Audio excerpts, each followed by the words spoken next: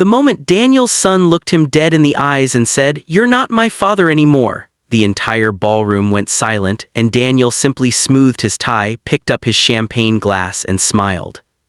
But to understand why that smile was the most powerful thing in the room, you have to go back 23 years. The man who built everything from nothing. Daniel Mercer had never been handed a single thing in his life. He grew up in Millfield, Ohio, a town so small it didn't make it onto most road maps, a place where the gas station doubled as the post office and everyone knew your name, your business, and the exact amount of money in your checking account. His father, Roy Mercer, was a carpenter who smelled of sawdust and bourbon in roughly equal measure. His mother, June, worked double shifts at the textile factory until her hands cracked and bled every winter. They were not poor in the way that makes for inspiring movies. They were poor in the way that makes people quietly disappear. No fanfare, no redemption arc, just a slow grinding down of hope until there's nothing left but habit. Daniel swore at the age of 12, sitting on the crumbling porch of their two-bedroom house while watching his father sleep off another bad Friday night, that he would never live like this. He didn't say it with anger. He said it with the cold, quiet certainty of a boy who had already decided his future was entirely his own responsibility. He worked his way through high school with 3 part-time jobs. He got a scholarship, partial, not full, to Ohio State, and covered the rest by driving a delivery truck on weekends and tutoring freshman students in calculus on weeknights. He graduated with honors, got hired at a mid-sized engineering firm in Columbus, and within 5 years had risen to project manager. Within 10, he had launched his own construction consulting business. Within 15, Mercer and Associates was responsible for commercial developments across 4 states. He built everything, every single brick of it. And somewhere along the way, he also built a family. Elena and the life he chose. He met Elena Vasquez at a fundraiser for a children's hospital in Columbus. She was laughing at something her friend had said, her head thrown back, completely unself-conscious, and Daniel, who had taught himself to be careful and measured and strategic about virtually everything, walked straight toward her without a single plan in his head. They were married 14 months later. Elena was warm in ways Daniel had never learned to be. She was a pediatric nurse with a laugh that could fill a room and a temper that could clear one. She made their house feel like a home, something Daniel had no prior reference for, and when their son Marcus was born in the spring of Daniel's 31st year, Daniel held that small, furious, red-faced baby and felt something crack open in his chest that he didn't have a name for. He named it Love eventually, but it took him a while. Because the truth that would eventually fracture everything, was that Daniel did not know how to love the way other people seem to love. He knew how to provide, he knew how to protect, he knew how to ensure that Marcus would never sit on a rotting porch watching his father fail. What he did not know how to do was sit on the floor and play, to leave the office early for a school play, to put the phone down during dinner and just be present without an agenda. He showed up, he just didn't always arrive. Elena tried to explain this to him many times in many different ways. Daniel heard her. He just didn't understand what she was asking until it was far too late. The divorce that broke the axis. Marcus was 11 when Daniel and Elena divorced. It was not a dramatic divorce, no screaming, no thrown dishes, no shocking revelations of infidelity. It was something quieter and more devastating, a mutual acknowledgement that Elena had been lonely inside her marriage for years, and that Daniel, despite his best intentions, had built a life for his family rather than with his family, and those were not the same thing. The divorce was civil. The custody arrangement was fair. Marcus spent weekdays with Elena in Columbus and every other weekend with Daniel in the house he'd bought in the suburbs, the house that was now far too large and far too quiet. But Marcus was not a custody arrangement. Marcus was a child. And children, especially children who have watched their parents' marriage slowly drain away like water through cupped hands, do not process loss with civility or fairness. They process it with confusion and anger and a desperate need to assign blame somewhere. Marcus assigned it to Daniel. Not entirely without reason.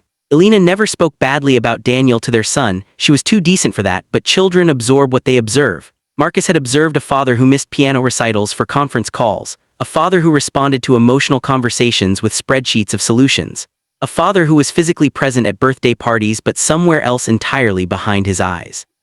As Marcus grew older, the resentment calcified. At 13, he was sullen on weekends with Daniel. At 15, he started making excuses to cancel visits. At 17, he stopped pretending the excuses were real. By the time Marcus left for college at 18, a good school, funded generously and quietly by Daniel, the relationship had reduced to birthday texts and Christmas obligation. Daniel told himself this was a phase, he told himself Marcus would come around, he told himself he had time.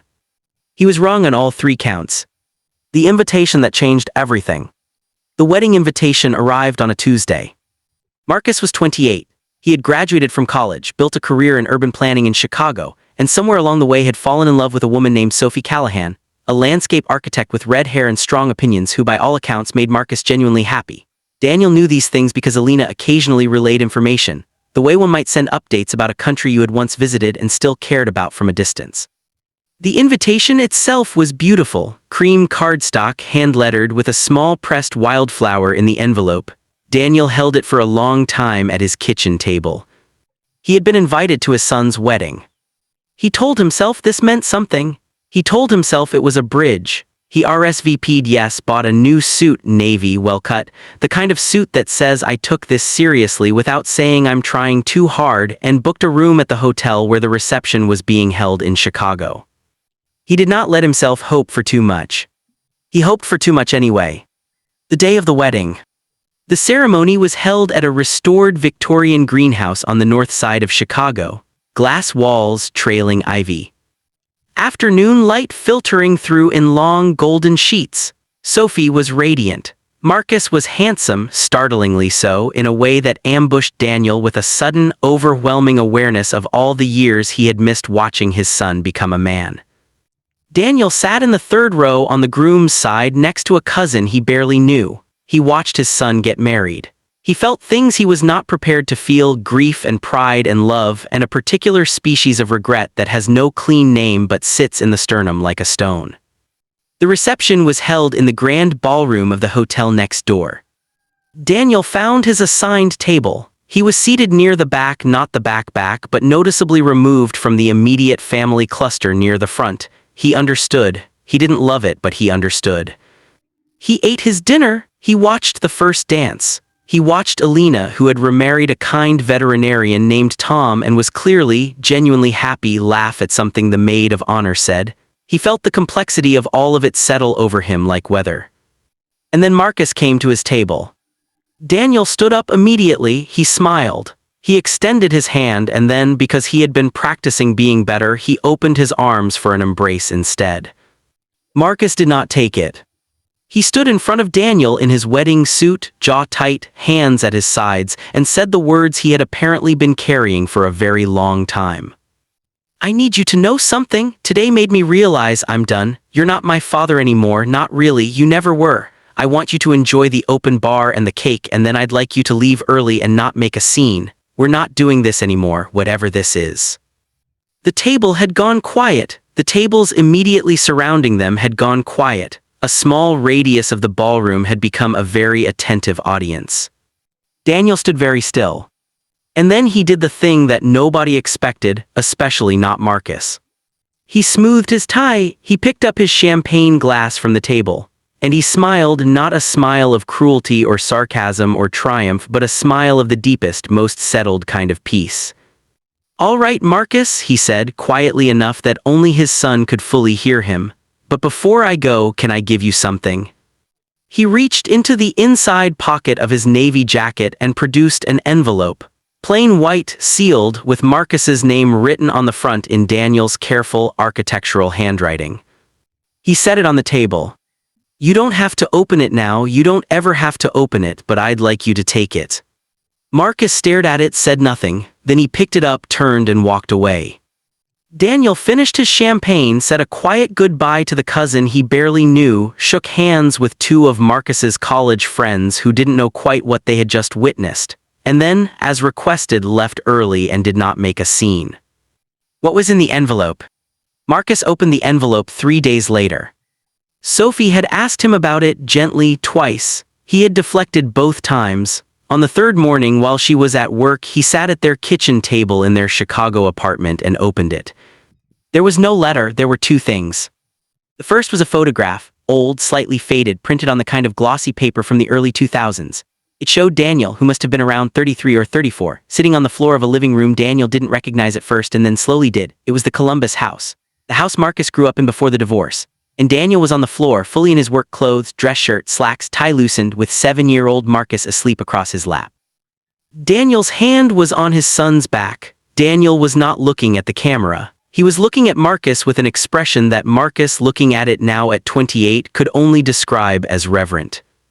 On the back of the photograph, in his father's handwriting, "Every night you fell asleep on me during a movie, I stayed still for hours so I wouldn't wake you. I know that doesn't fix anything, but I want you to know I was there for those hours, even when you didn't know I was." The second thing in the envelope was a document. It was a deed. Not to a house, to 23 acres of land in Vermont, a place Marcus had mentioned once when he was 19 during one of the rare dinners where he and Daniel had talked like actual people. He had said offhandedly that someday he'd love to design a sustainable community development. Small scale, thoughtful, something that actually meant something. He had forgotten saying it. Daniel had written it down.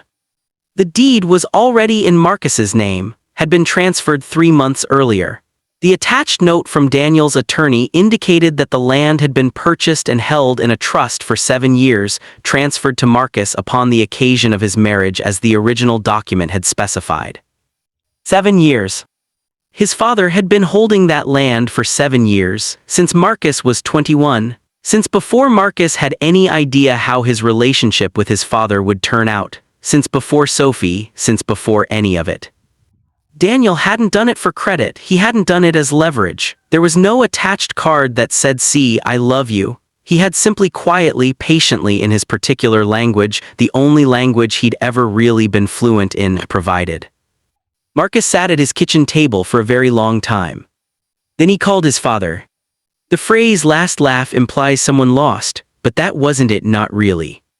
What Daniel had understood, walking out of that ballroom with his champagne finished and his tie still straight, was something it had taken him most of his adult life to learn. You cannot force someone to see your love. You cannot demand credit for it. You cannot explain it into existence. Love, in the end, is not a presentation you give. It is a practice you maintain even when no one is watching, especially then.